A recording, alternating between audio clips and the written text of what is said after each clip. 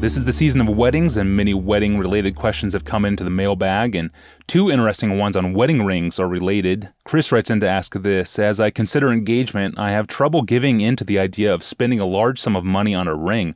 I have a great desire to do so for my current girlfriend, but a diamond holds no eternal value, and better things could be done with $3,000. Is a fancy engagement ring really necessary, or is it just something society tells us we need? Likewise, Aaron writes in to ask this: Pastor John, what are your thoughts on diamond rings for engagements? Is it a poor use of resources to buy even a modest diamond ring? So, Pastor John, maybe I can simplify this to two questions about Christian engagement and wedding rings. Number one, are rings optional or essential? And number two, are diamonds optional or essential? Okay, those last two questions are easy.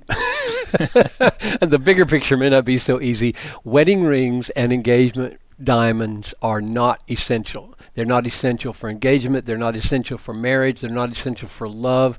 That's easy. Both diamonds and engagements and rings for marriage are culturally defined, not biblically mandated. Okay, we could just stop right there. I suppose that's not what Chris wants. I'm sure he wants me to say more than that, and I have lots more to say than that. So here goes. Let me try to say something that just might put it in a bigger biblical context. Yes, you could save money. You could. And if you built your houses without windows, you'd save money too. And yards would be more economical if you didn't plant any flowers and just had grass, or maybe even better, just dirt. And wedding anniversaries and birthdays and Christmas would be cheaper if you dispensed with gift sharing. All of these would result in more money going to the poor, to missions, if you were disciplined enough to calculate it that way. So no rings, no diamonds would clearly be cheaper, and the money would go to perhaps more compassionate uses. True. So the question is, are wedding rings and engagement rings warranted expenses? Are they justifiable in the light of biblical truth? So let me start with wedding rings. I think culturally it is wise and good for a husband and a wife to wear a wedding ring for two reasons. Number one, it sends a signal to everyone you relate to that you're married and therefore committed to a lover and not available for anyone else. It's a symbol in our culture. I am taken. I am not available. Don't deal with me as a candidate for sex, and don't deal with me as a candidate for marriage. My ring is a truth statement that helps me navigate the cultural waters in wise and faithful ways. Second reason I think it's wise. Our wedding ring is a great reminder to us that we are married and that it is till death do us part. It represents a sacred set of vows that we made, which should govern every day of our married lives. I never take my wedding ring off, ever, unless some doctor makes me to, because I've got to have prostate cancer. In 45 years, all right, 45 years, my wedding ring has been off my finger less than 24 hours, I think. Two surgeries, and I fought them, but they won.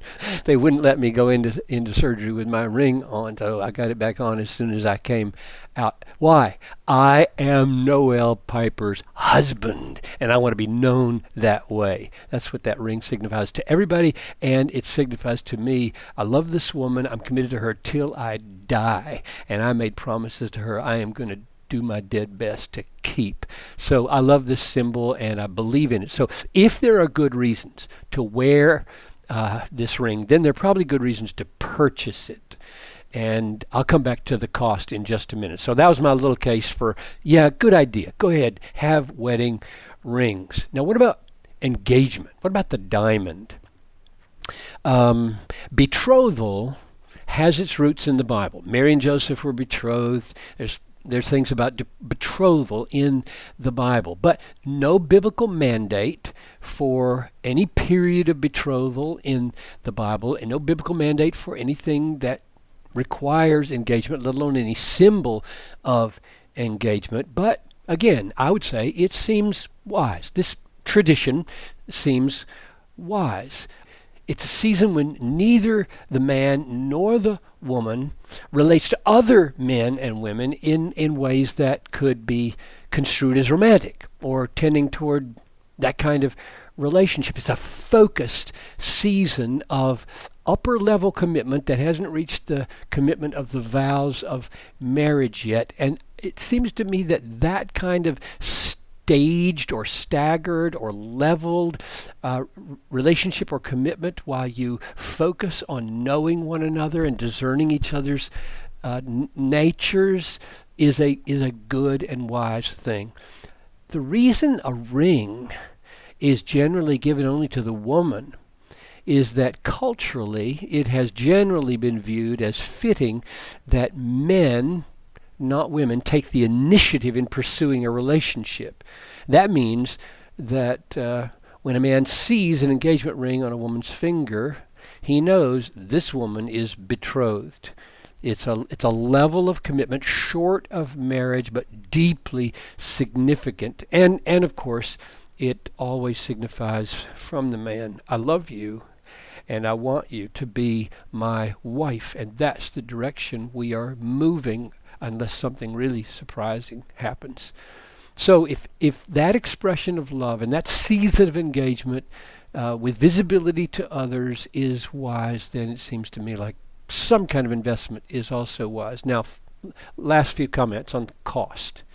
I love it when I hear of couples that are so in tune with each other in matters of lifestyle that they happily agree that the symbols of their love will not need to be exorbitantly expensive. I have known couples who decide on another kind of beautiful stone besides a diamond, for example, a birthstone. It not only didn't break the bank, it was beautifully distinct and fit her personality perfectly. But if you're going to go against the cultural current like that, it's really, really important, crucial, that you know each other deeply. How valuable is this symbol to her really? Is she just saying, oh, it doesn't matter because she wants to please you, when deep down she'd be profoundly disappointed? No one can put a dollar amount on a woman or a man, or on the value of engagement, or on the value of marriage. And so no one can put a value on these symbols. No amount of money would tell the truth about the value of the person. So don't try to attach the value of the person with the value of the ring. It won't work. Can I just throw in a pet peeve here, Tony? Sure, go for it. I'm going to throw in my pet peeve about $10,000, $15,000, and $20,000 wedding receptions. I think this is a deplorable tradition. So here I go, absolutizing, right? No, I'm not absolutizing. I'm just giving my judgment about a trend that I think has gotten way out of hand. I would love to see pastors and parents and young people all agree that the joy after a wedding does not need tens of thousands of dollars of the finest hotel, finest retreat center, finest band, finest cuisine. It's crazy the money that is being sunk into these things. I personally think, this couple, I mean, get this clear, this couple wants to get on the road. And cake and nuts will be remembered as happily as caviar. So all that, now I've got my rant over, all that to say, in all this, rings, wedding rings, engagement rings, receptions, keep it simple, keep it beautiful, and amp up the ways of showing love that cost little and mean much. Yes, that was a rant, but it was a happy rant. And we'll be back tomorrow to talk more about weddings again. Specifically, would you, Pastor John, marry a couple that was living together?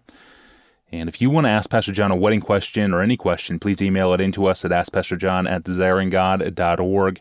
And please check out desiringgod.org to find thousands of books, sermons, articles, and blog posts from John Piper, always free of charge to you. I'm your host, Tony Reinke. We'll see you tomorrow.